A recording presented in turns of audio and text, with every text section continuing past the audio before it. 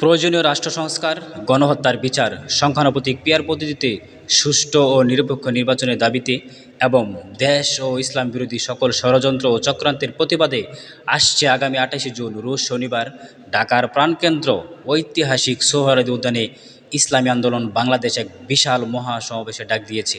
আপনারা সবাই জিকিরের সাথে দলে দলে যুক্ত হয়ে এই মহাসমাবেশ সফল করার লক্ষ্যে ঢাকায় চলে আসবেন ইনশাল্লাহ। এটি আমাদের অধিকার আদায়ের মহাসমাবেশ। যে যেখানে আছেন আমার পরিচিত সকল শুভাকাঙ্ক্ষী সবাইকে এই মহাসমাবেশে দাওয়াত।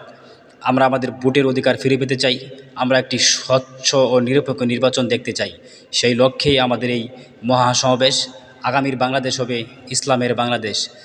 গত 54 বছরে যারা এই রাষ্ট্র ক্ষমতায় গিয়েছে, কেউ বাংলাদেশের মানুষের আশা আকাঙ্ক্ষার পরিবর্তন ঘটাতে পারে নাই, ভাগ্যের পরিবর্তন ঘটাতে পারে নাই। তাই আসুন, আগামী রাষ্ট্র ক্ষমতায় ইসলামকে আমরা দেখতে চাই। সেই লক্ষ্যে আপনাদের সর্বোচ্চ চেষ্টা এবং সহযোগিতা দরকার। সবাই মিলে এই দেশটাকে আমরা গড়তে চাই। আসুন এই অধিকার আদায়ের মহাসমাবেশে